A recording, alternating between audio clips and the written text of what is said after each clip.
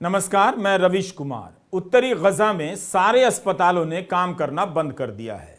अस्पताल की बिजली पानी की सप्लाई खत्म कर दी जाए, उस पर बम बरसाए जाएं तो दर्द से तड़पते बिलखते घायलों और मरीजों का क्या हाल हो रहा होगा। उन डॉक्टरों की सोचिए जिन्होंने बमबारी के बीच अपनी जिंदगी दांव पर लगाकर इन घायलों की जान बचाने की कोशिश की, उन पर क्या बीत रही होगी जब उन्हें लगता होगा कि उनका कोई मरीज किसी भी वक्त दम तोड़ सकता है। हम तक पहुंचने वाले बयान और वहां हो रही घटनाओं में समय का बड़ा फासला है। जब तक आप यह वीडियो देख रहे होते हैं, गजा कुछ और ज्यादा तबाह हो चुका होता है। गजा के अल शिफा अस्पताल के निदेशक ने कहा है कि ऑक्सीजन और बिजली की कमी से आईसीयू में 2 मरीजों की जान जा चुकी है। अगर ईंधन की कमी जारी रही तो आईसीयू के सभी मरीज मारे जाएंगे। फ्रांस 24 नाम के चैनल ने रिपोर्ट किया है कि मरने वालों की संख्या बढ़ने लगी है। WHO ने कहा है कि अस्पताल के भीतर 3000 मरीज और स्टाफ बिना बिजली पानी और भोजन के फंसे हुए हैं। पहले से ही गजा के 36 में से 20 अस्पतालों ने काम करना बंद कर दिया था और अब सबसे बड़े अस्पताल अल शिफा को भी घेर लिया गया है। अल शिफा अस्पताल के निदेशक ने कहा है कि बिजली बंद हो जाने से नियोनेटल यूनिट में 6 नवजात बच्चों ने दम तोड़ दिया। सारी दुनिया मिलकर एक अस्पताल को नहीं बचा सकी। नेता जब सूट बूट में मिलते हैं तब भोली जनता को लगता है कि शक्तियों की धाराओं का कोई संगम हो रहा है, उससे उनका भला होने वाला है क्योंकि उसका नेता पावरफुल हो रहा है। मगर यही नेता एक अस्पताल की रक्षा नहीं कर सके। गजा की रक्षा तो इनसे वैसे भी नहीं होनी थी। इस अस्पताल के सामने दुनिया फेल हो गई। हम एक ऐसी दुनिया में जी रहे हैं जो बेबस भी दिखती है, मगर वही दुनिया उसी बेबसी को तोड़ती नजर आ रही है। गजा में हताशा दिखती है तो उम्मीद कहीं और, सड़कों पर। शनिवार रविवार को दुनिया भर की सड़कों पर उतरे लाखों लोगों ने गजा के लिए कुछ हासिल नहीं किया, मगर इतना बता दिया कि कुर्सी पर बैठे लोगों में ज़मीर और इंसानियत नहीं है। लेकिन जनता आज भी ज़मीर और इंसानियत के लिए बोल रही है।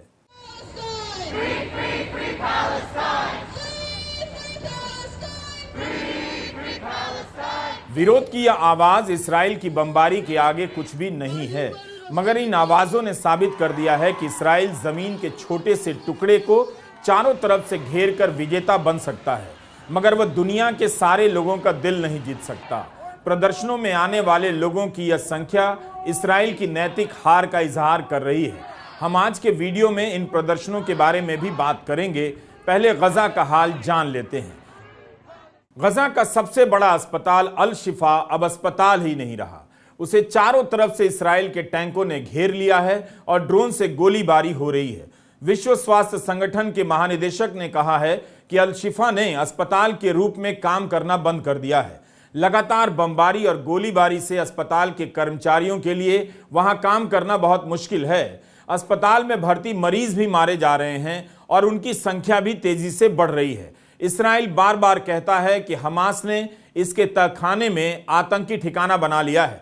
अस्पताल में काम कर चुके डॉक्टरों ने इस दावे को चुनौती भी दी है, लेकिन CNN की दानाबैश से इस्राएल के प्रधानमंत्री बेन्यामिन नेतन्याहू ने कहा है कि अल शिफा अस्पताल का इस्तेमाल हमास के कमांड सेंटर के रूप में किया जा रहा है। नेतन्याहू बार बार यही दोहरा रहे हैं कि अल शिफा आतंकियों का अड्डा है। इस्राएल की सेना ने एक तस्वीर जारी की है कि उसके सैनिक अल शिफा अस्पताल में ईंधन की आपूर्ति कर रहे हैं, वह भी जान जोखिम में डालकर। इस मानवता पर तो हैवानियत भी शर्मसार हो जाए। इस दुनिया को वीडियो और बयानों ने तमाशे में बदल दिया है। हर झूठ को सच बनाने के लिए एक वीडियो बना दिया जाता है। वीडियो क्रांति ने झूठ को जितना सच किया है, उतना सच को सच नहीं कर सकी। तभी तो अस्पताल से आने वाली हर तस्वीरों को दुनिया झूठ मानने लग जाती है। नवजात बच्चों को इंक्यूबेटर से निकालना पड़ा क्योंकि ऑक्सीजन की सप्लाई नहीं थी, बिजली नहीं थी। गजा स्वास्थ्य अफसरों ने बताया कि नियोनेटल आईसीयू में बिजली कटने से इंक्यूबेटर में भर्ती 40 नवजात बच्चों की जान को खतरा पैदा हो गया है। ऐसा ही खतरा वेंटिलेटर पर निर्भर अर्जेंट केयर वाले मरीजों पर भी है। अल शिफा के निदेशक ने कहा कि बिजली की जरूरत नवजात शिशुओं और समय से पहले पैदा हुए शिशुओं को गर्म रखने के लिए होती है। बिजली न मिल पाने के कारण अब बच्चों को जमीन पर ही कंबलों में लपेटकर गर्म रखा जा रहा है।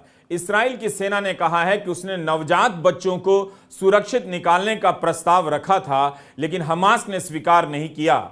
सेना ने एक वीडियो जारी किया है कि उसके सैनिकों ने जान जोखिम में डालकर अल शिफा के प्रवेश द्वार पर 300 लीटर ईंधन रख दिए हैं, लेकिन हमास ने तेल स्वीकार करने की अनुमति नहीं दी।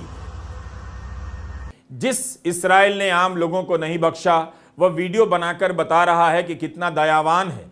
एक वीडियो में गजा के लोगों को पानी का बोतल भी बांटा जा रहा है, जबकि यही आईडीएफ कुछ दिन पहले के एक ट्वीट में यूएन की ईंधन की अपील को लेकर बोल चुका है कि हमास से तेल मांगो, हमास के पास ईंधन है।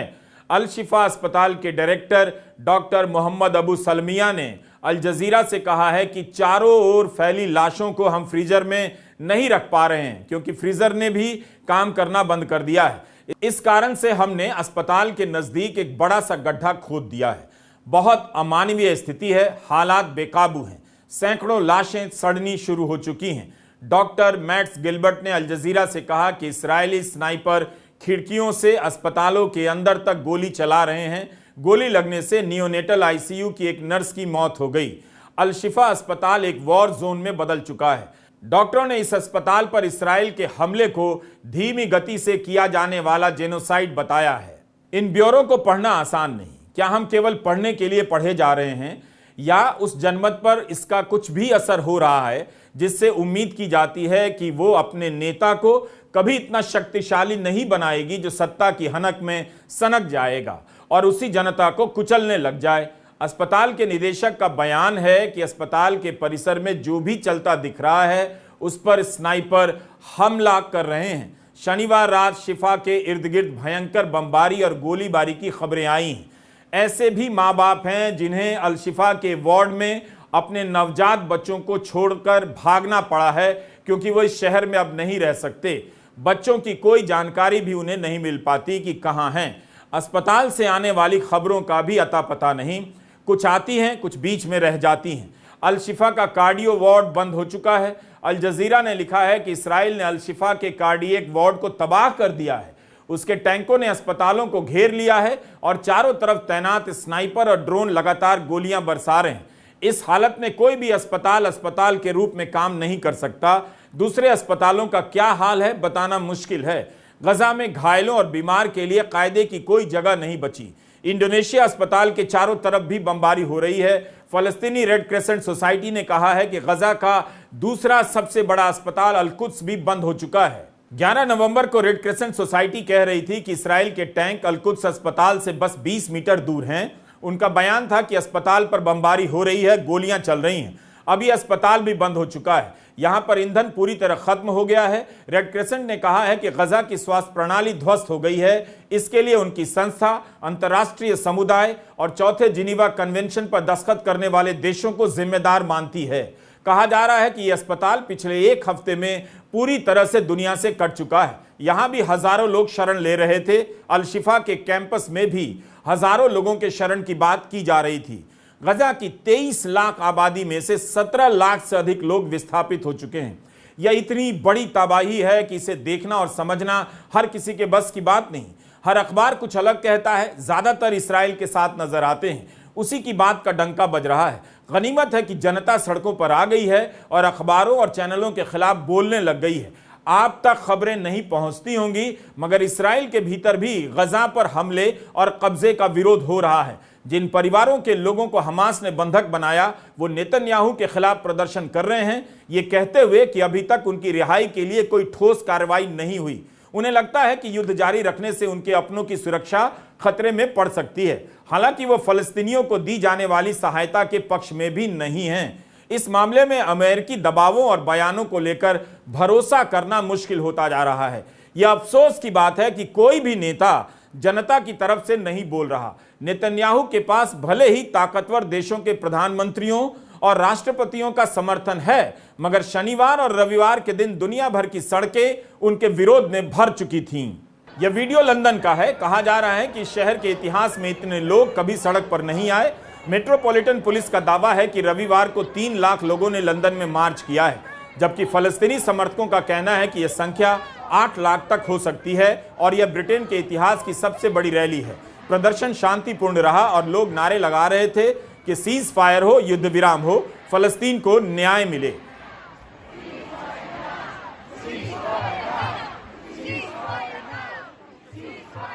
इस रैली में शामिल होने के लिए पूरे ब्रिटेन से लोग आए थे।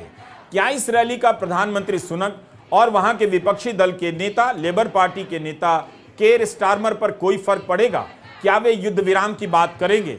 लंदन में आदेश जारी हुआ है कि इन प्रदर्शनों में कोई चेहरा ढककर नहीं आएगा, तब भी लोग आ रहे हैं। ये और बात है कि चेहरा ढके होने और पटाखे चलाने के कारण कुछ लोग गिरफ्तार किए गए। इसके बाद भी फलस्तीन समर्थकों का यह मार्च शांतिपूर्ण रहा। हिंसा की घटनाएं छिटपुट ही रहीं।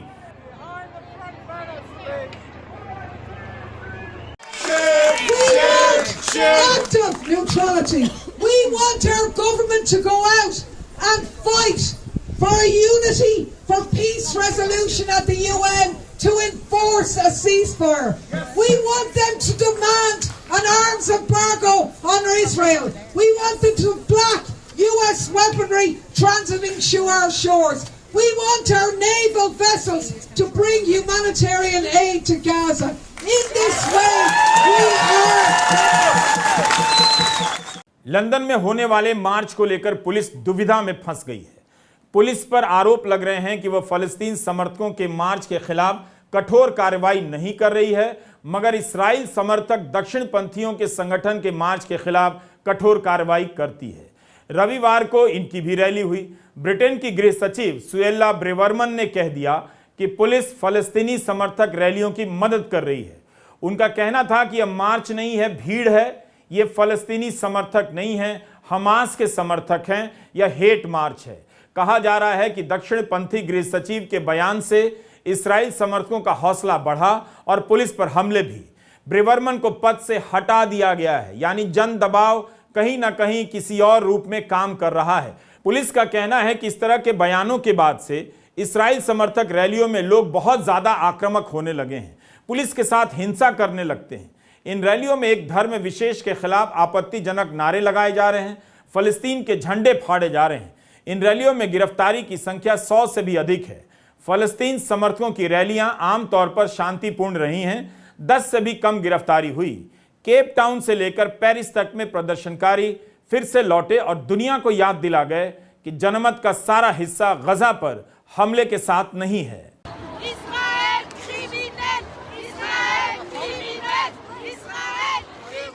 यह वीडियो बेल्जियम की राजधानी ब्रसेल्स का है। यहां यूरोपियन यूनियन का मुख्यालय है। रविवार को यहां हजारों लोगों ने 5 किलोमीटर लंबा मार्च किया। 4 से 5 घंटे तक मार्च चलता रहा। इसका नाम था European March for Palestine. Media report के अनुसार इस मार्च में 21,000 लोग शामिल थे। आयोजकों के अनुसार 45,000 से अधिक लोग हो सकते हैं। इसका समर्थन 40 सामाजिक संस्थाएं कर रही थीं। इस मार्च में भी आजाद फलस्तीन के नारे लगाए गए और युद्ध विराम की मांग की गई। इसी प्रदर्शन में union of Jewish progressives of Belgium के लोग भी शामिल थे, जो इसराइल की निंदा और एंटीसेमिटिज्म में फर्क करने पर जोर देते हैं। यानी सब तरह के लोग थे। यह फर्क समझना आप दर्शकों के लिए भी जरूरी है। कई बार इसराइल अपनी आलोचना को एंटीसेमिटिज्म का नाम देता है, यानी बताने की कोशिश करता है कि आप यहूदी धर्म से नफरत करते हैं, इसलिए इसराइल की आलोचना करते हैं, जबकि यह सही नहीं। Union of Jewish progressives of Belgium का कहना है कि उनकी आलोचना इसराइल के हमले, गजा पर उसके कब्जे को लेकर है, धर्म को लेकर नहीं। रॉयटर्स में छपा है कि प्रदर्शन शांतिपूर्ण रहा। इसराइल पर नरसंहार करने के आरोप लगाए गए और पोस्टरों पर मांग नजर आई कि इसे रोका जाए। इन प्रदर्शनों में अब नेतन्याहू पर युद्ध के अपराध करने का आरोप भी लगाया जाने लगा है। ब्रसेल्स में उनकी गिरफ्तारी की भी मांग की गई है।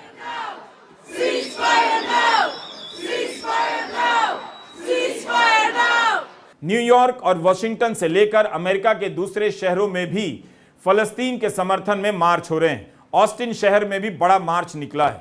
अमेरिका के प्रदर्शनों में उन कॉरपोरेट के विरोध में भी लोग नारे लगा रहे हैं जिनका पैसा इसराइल में लगा है। उनके दफ्तरों के बाहर भी प्रदर्शन हो रहे हैं। पश्चिमी मीडिया में इन मार्च को लेकर हर जगह व्यापक कवरेज नहीं है, बहुत सीमित है, कुछ ही जगह कवरेज है। कई प्रदर्शनकारी न्यूयॉर्क टाइम्स के दफ्तर के बाहर पहुंच गए और इसका नाम बदलकर न्यूयॉर्क वॉर क्राइम्स कर दिया। नारे लगे अखबार के खिलाफ। इस अखबार से जुड़े दूसरे कर्मचारियों ने भी अपने अखबार के परिसर में बैनर पोस्टर लेकर नारे लगाए हैं। दुनिया भर के 750 से अधिक पत्रकारों ने एक याचिका पर दस्तखत किए हैं जिसमें मीडिया से आह्वान किया गया है कि इस्राएल की कार्रवाई के लिए नरसंहार और अपार्थाइड जैसे शब्दों का प्रयोग किया जाए। इन्होंने अंतर्राष्ट्रीय मीडिया में मौजूदा कवरेज की निंदा भी की है। दस्तखत करने वालों में Reuters, Los Angeles times, Boston globe, guardian और वॉशिंगटन पोस्ट से जुड़े मौजूदा और पूर्व पत्रकार शामिल हैं। इस याचिका में इस बात का भी जिक्र है कि इस्राएल ने मीडिया दफ्तरों पर हमले किए, पत्रकारों की सुरक्षा सुनिश्चित करने से इनकार कर दिया। Immediate ceasefire now. The end to all U.S. funding to the Zionist project. And lifting the siege on Gaza now. ये 3 मांगे हैं जो अमेरिका की ज्यादातर रैलियों में सुनाई देने लगी हैं। आपने नोट किया होगा कि प्रदर्शनकारी युवती उन सभी निवेश को रोक देने की मांग कर रही है जो इस्राएल में किए गए हैं। न्यूयॉर्क में लोग उन कॉरपोरेट के दफ्तरों के बाहर भी पहुंचे जिनका इस्राएल के साथ कारोबार है और निवेश है। ऐसी ही एक कंपनी है ब्लैक रॉक जिसके बाहर प्रदर्शन हुए हैं। इस मार्च में बहुत से लोगों को आप मास्क में देख सकते हैं। हर कोई अपना चेहरा सामने लाना नहीं चाहता क्योंकि उन्हें डर है कि जहां काम करते हैं वहां परेशान किया जा सकता है। इस डर के बाद भी इतनी बड़ी संख्या में बार बार लोगों का सड़कों पर आना बता रहा है कि युद्ध का विरोध अभी कमजोर नहीं पड़ा है। दुनिया केवल एक तरीके से नहीं सोचती है। 9 नवंबर को न्यूयॉर्क में शट इट डाउन प्रदर्शन हुआ। उसी दिन यह प्रदर्शन दुनिया भर के 300 शहरों में भी हुआ। इसके पीछे विचार था कि एक तरफ गजा में बच्चे मारे जा रहे हैं और आप इस तरह अपने काम में व्यस्त हैं जैसे कहीं कुछ हुआ ही नहीं। यह नहीं चलेगा। अंग्रेजी में इसी बात को छोटे से वाक्य में कहा जा रहा है, no more business as usual. इन प्रदर्शनों में राष्ट्रपति जो बाइडेन के खिलाफ नारे लगे। नारा लगवाने वाले पुकारते हैं फ्री फ्री पैलेस्टाइन। जवाब आता है फ्री फ्री पैलेस्टाइन।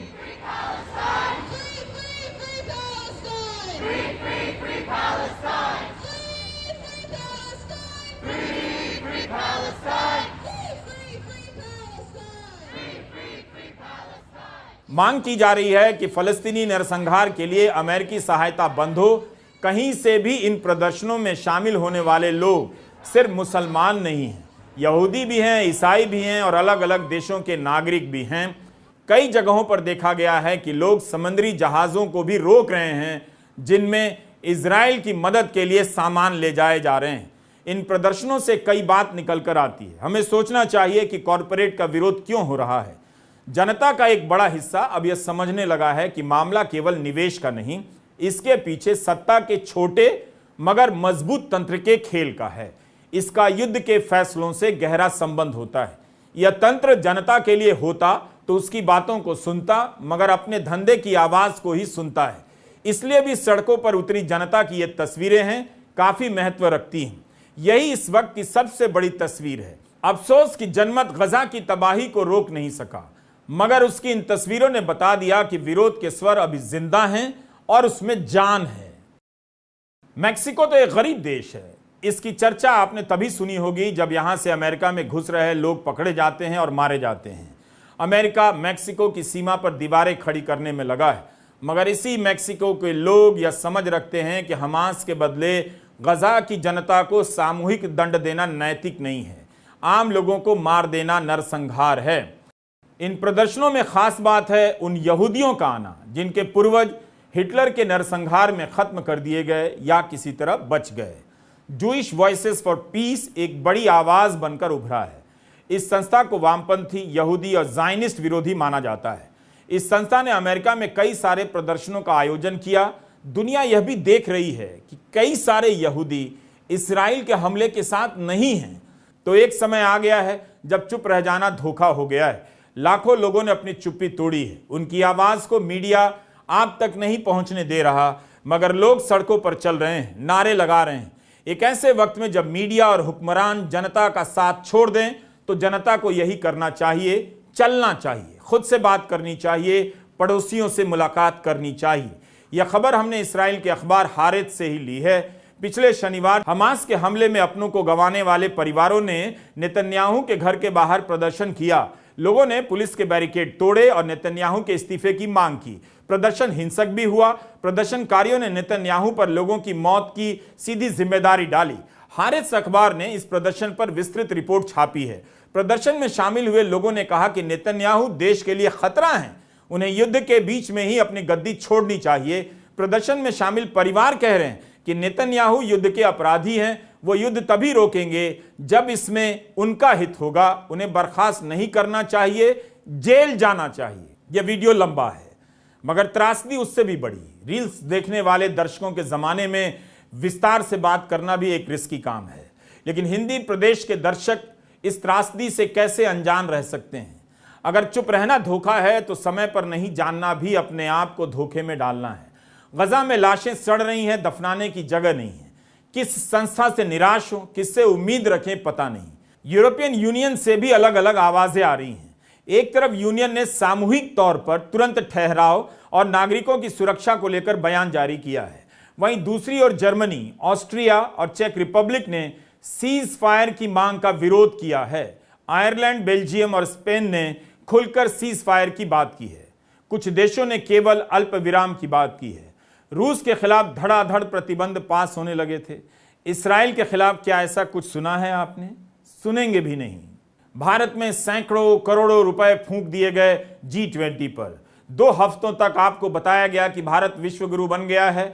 इस सम्मेलन की बड़ी कामयाबी यही मानी गई कि यूक्रेन पर हमले की निंदा नहीं हो सकी, मगर साझा बयान जारी हुआ। ऐसे कितने ही साझा बयान इसराइल को समझाने के लिए जारी हो चुके हैं, मगर उन बयानों की औकात दुनिया ने देख ली। इनकी अहमियत केवल अखबारों में पन्ना भरने की होती है, आपको भरमाने के लिए भी कि दुनिया में कोई नया सुपर पावर आ गया है या आने वाला है। आप G20, G7, ब्रिक्स संस्थाओं का हाल देख लीजिए। आप कभी नहीं समझ पाएंगे कि इनके सम्मेलनों का तमाशा क्यों होता है और इनका हासिल क्या है। ऐसा लगता है कि युद्ध करने वाले देशों का अलग से गुप्त संगठन है जो अपने हिसाब से जगह और समय चुनता है। इसलिए जब सारी संस्थाएं, सारे गुट बेकार साबित हो रहे हैं, तब अकेले संयुक्त राष्ट्र पर क्यों झुंझलाना? इस संस्था के सभी प्रमुखों ने खूब बोला और खुलकर बोला। सही है कि दुनिया के देशों ने संयुक्त राष्ट्र को किसी देश के खिलाफ निंदा प्रस्ताव पास कराने या पास होने से रोक देने का मंच बनाकर रख दिया है, लेकिन जब G20, G7, ब्रिक्स, EU की ही कोई हैसियत नहीं तो अकेले संयुक्त राष्ट्र की कैसे हो सकती है? इसके बाद भी संयुक्त राष्ट्र की संस्थाओं ने ही गजा में कुर्बानी दी है। इससे जुड़े 100 के करीब लोग मारे गए। गजा में इसी की संस्थाओं ने काम किया है, इसी के कैंपस में लोगों ने शरण ली, मगर अब उन पर भी हमले हो रहे हैं। अस्पताल तो छोड़िए, दुनिया भर के देश संयुक्त राष्ट्र के शिविरों पर हमले नहीं रुकवा सके। यह सब बता रहा है कि इसराइल को कितना समर्थन हासिल है। दुनिया की कोई भी संस्था या देशों का कोई भी गुट मानवता के लिए सक्रिय नहीं है। ये सभी बयान जारी करने के यानी प्रेस रिलीज केंद्र बन चुके हैं। संयुक्त राष्ट्र महासभा में कब्जा किए हुए फलस्तीनी इलाकों में इसराइल की कार्रवाई की निंदा करते हुए एक प्रस्ताव पेश हुआ जिसका भारत ने भी समर्थन किया है। इस इलाके में पूर्वी जेरूसलम और सीरियन गोलन भी शामिल है। Canada, Hungary, Israel, Marshall Island, Micronesia, Nauru और अमेरिका ने इसके खिलाफ वोट किया है।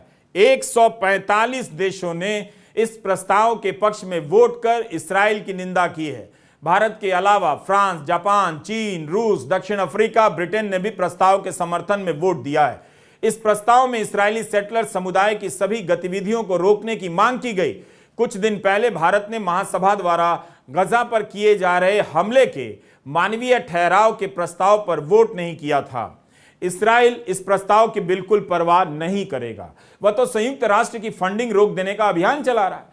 इसराइल एक ही बात बार बार कहता है कि उसका हमला हमास के ठिकानों पर है, नागरिकों पर नहीं। 4000 से अधिक बच्चे मारे गए हैं। क्या वे सभी हमास थे? क्या डॉक्टर से लेकर अस्पताल के कर्मचारी हमास हैं? गजा के करीब 40 पत्रकार इस हमले में मारे गए, क्या वे भी हमास हैं? इसराइल के रक्षा मंत्री कहते हैं कि गजा में फिर से सेटलमेंट नहीं करेंगे। इसी सरकार के मंत्री टीवी स्टूडियो में जाकर कहते हैं कि यह नकबा 2023 है। 1948 में इसी तरह नकबा के दौरान फलस्तीनियों से उनके गांव खाली करा लिए गए और वहां पर इसराइल ने अपने नगर बसा लिए। इस वक्त इसराइल कई तरह की बोलियां बोल रहा है। उसकी बोलियों में कितना सच है, कितना झूठ है, यह तो पता नहीं, मगर इस वक्त एक ही सच नजर आ रहा है। जिन मकानों में 17 लाख लोग रहा करते थे, वे अब मिट्टी में मिला दिए गए हैं। 17 लाख लोग किस हाल में विस्थापित जीवन जी रहे हैं, कितने भूखे प्यासे बीमार हैं, इससे कुर्सी वालों को फर्क नहीं पड़ता। ये लोग अब कभी इन मकानों में नहीं लौट सकेंगे, अपनी जमीन पर नहीं लौट सकेंगे। गजा के अधिकारी कह रहे हैं कि यहाँ के आधे से अधिक घर खत्म कर दिए गए हैं। नेतन्याहू कहते हैं कि गजा की सैन्य शक्ति खत्म की जानी चाहिए, लेकिन वहां कौन सी ऐसी सैन्य शक्ति दुनिया को नजर आ गई है? अगर ऐसी कोई सैन्य शक्ति थी तो वह गजा का बचाव क्यों नहीं कर पाई? जब नेतन्याहू कहते हैं कि उन्हें पूरी तरह से सुरक्षा तंत्र पर नियंत्रण चाहिए, तब क्या इसका मतलब एक तरह का सेटलमेंट नहीं है? नेतन्याहू कहते हैं कि हमारे पास कभी भी गजा में घुसकर आतंकियों को खत्म करने की ताकत रहेगी। ऐसी कोई सिविल अथॉरिटी नहीं होगी जो अपने बच्चों को इस्राइल से नफरत करना सिखाएगी, इस्राइल के सर्वनाश का पाठ पढ़ाएगी। ऐसा प्रशासन नहीं होगा जो हत्यारों के परिवारों को आर्थिक मदद करेगा। ऐसा प्रशासन नहीं होगा जिसका अध्यक्ष हमास के हमले के 30 दिनों बाद भी निंदा नहीं करेगा। ये नेतन्याहू के बयान हैं। नेतन्याहू साहब यही बता दें कि इतनी हिंसा करने के बाद क्या उन्हें लगता है कि फलस्तीनी बच्चों की ऐसी पीढ़ी बड़ी होने वाली है जो इस्राइल के गुणगान गाएगी, इसलिए कि उसने उन्हें यतीम कर दिया, उनके घर उजाड़ दिए। अनगिनत बच्चों को भूख प्यास से मार देने के बाद नेतन्याहू गजा के बच्चों के भविष्य की बात कर रहे हैं। यही बात मैक्रों कह रहे हैं और ओबामा भी कह चुके हैं कि इस्राइल के हमले से गजा में लंबे समय के लिए इस्राइल को लेकर दबाव बन जाएगी। मगर समाधान वो नहीं जो नेतन्याहू कह रहे हैं। एक बात और समझ आ रही है, आतंकवाद किसने पैदा किया, इसे लेकर जब आप अध्ययन करेंगे तो पता चलेगा कि कई मामलों में उन्हीं देशों ने पैदा किया जो आतंकवाद के नाम पर किसी देश को तबाह करते हैं। इस नज़र से आप देखेंगे तो समझ आ जाएगा कि आतंकवाद सिर्फ एक जरिया बनकर रह गया है। उसके बाद आतंक मचाने के लिए अनेक लेख मिल जाएंगे जिसमें बताया जा रहा है कि हमास को नेतन्याहू ने ही मजबूत किया। अब तो वह सवाल भी गायब हो गया कि हमास को किसने मदद पहुंचाई।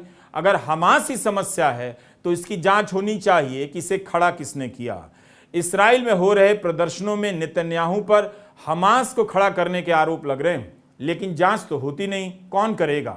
जो सत्ता में होता है वो अब सत्य से ऊपर होता है। हमास के हमले के बाद इस्राइल जाकर समर्थन देने वालों में फ्रांस के राष्ट्रपति इमैनुअल मैक्रों भी थे, मगर वही मैक्रों मानते हैं कि इस्राइल को बच्चों और महिलाओं को मारना रोकना होगा। ऐसी बमबारी का कोई उचित जस्टिफिकेशन नहीं है, औचित्य नहीं है, कोई तर्क नहीं। बीबीसी से मैक्रों ने कहा कि वे हमास की स्पष्ट रूप से निंदा करते हैं और इस्राइल के पास आत्मरक्षा का अधिकार है, मगर हम उससे गजा पर बमबारी रोकने का आह्वान करते हैं। पेरिस में मानवीय सहायता को लेकर बीते हफ्ते एक कॉन्फ्रेंस हुई जिसके बारे में मैक्रों कहते हैं कि सभी सरकारों और एजेंसियों का यही निष्कर्ष है कि मानवीय विराम और उसके बाद युद्ध विराम के अलावा कोई विकल्प नहीं। इसी के बाद हम उन नागरिकों की सहायता कर पाएंगे जिनका आतंकवादियों से कोई संबंध नहीं। मैक्रों ने अपनी तरफ से कह दिया कि यह साफ है कि आज नागरिकों पर बमबारी हो रही है, बच्चों महिलाओं बुजुर्गों पर बमबारी हो रही है, उनकी हत्या हो रही है। ऐसा करने का कोई कारण नहीं है, कोई वैधता नहीं है। मैक्रों के इस बयान में कई तरह के झोल हैं। वे इस सवाल का जवाब साफ साफ नहीं देते कि इस्राइल ने अंतर्राष्ट्रीय कानून तोड़े हैं या नहीं। कहते मैं नहीं जानता हूं अगर इस्राइल ने अंतर्राष्ट्रीय कानून तोड़ा है या नहीं, मगर इस तरह से बमबारी करके इस्राइल मनमुटाव पैदा कर रहा है जिससे इलाके में टकराव लंबे समय तक जारी रहेगा।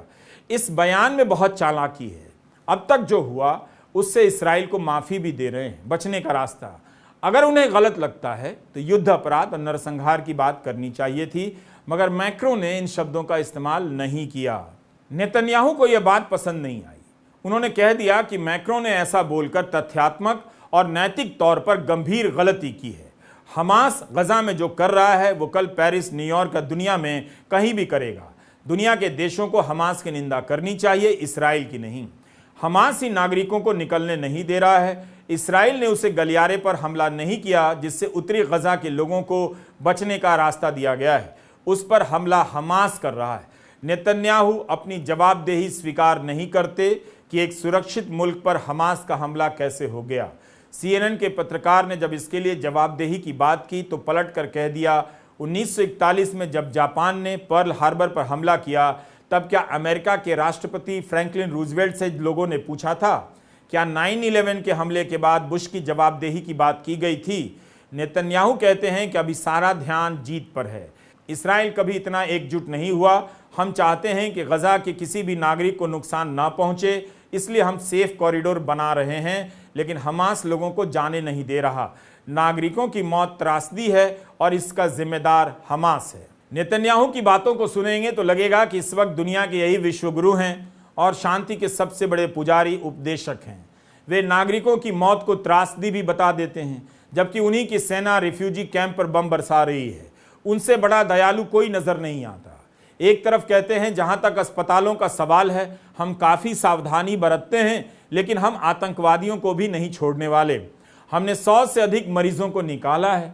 हम नागरिकों की मदद कर रहे हैं। 11,000 लोगों को मारकर 17 लाख लोगों को विस्थापित करने वाला यह नेता वाकई बहुत मानवीय, दयालु, करुणामयी लगता है। प्रेम, शांति, करुणा, दया, ये सारे ही मानवीय गुण केवल नेतन्याहू में नजर आते हैं।